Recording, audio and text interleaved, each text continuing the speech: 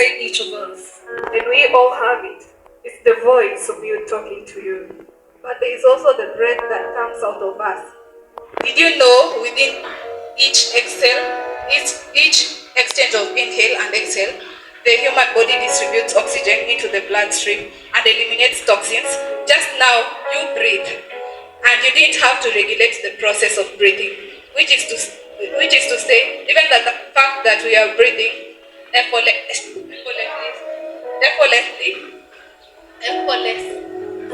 Hiyo jina imekata. Effortlessly. It's a miraculous gift in itself. Did you know that within each exchange of an inhale and exhale, someone suffers from a panic attack? That someone is you. You know how fear can be so intense that you feel like you're going to die. Your heart races, your pulse pounds, you skip a few breaths, and you struggle to even breathe.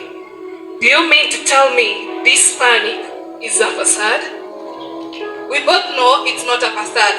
The slings and arrows of incriminating doubts wage war against the sea of troubles in my mind. But what if I destroy the buoy of unbelief and doubt? Will drown in forgetfulness. My faith will hold a funeral for my fears, and there will be no more. And in the end, I will stand with a bouquet of courage connected to the vine of life. Don't you think faith is too far dangerous?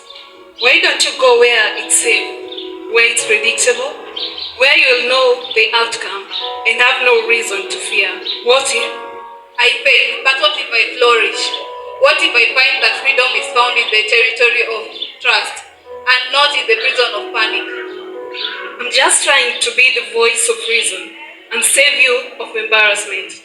Who's to say fear won't come back and paralyze you like it always does?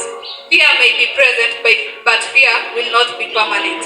So let it come, and when it does, I will continue mastering the art of crucifying my fears and all of their foes back to the grave. Do you realize in this world you have to keep up and produce results, so you will become insignificant?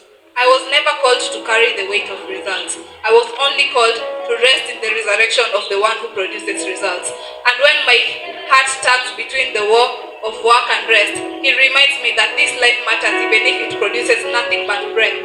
Well, if you don't work, who will? God will move the mountains when my wingspan is not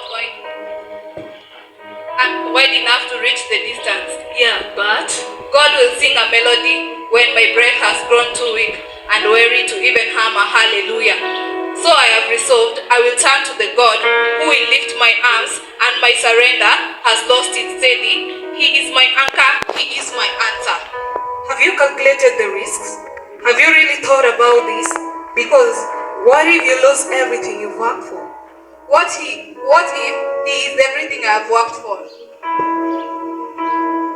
If you at least control what is in your hand, you'll know how the story ends.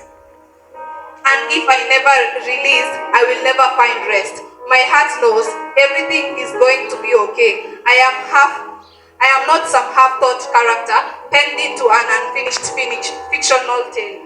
Don't forget the past. Remember the pain. Believe in the promise. Say no. Say yes.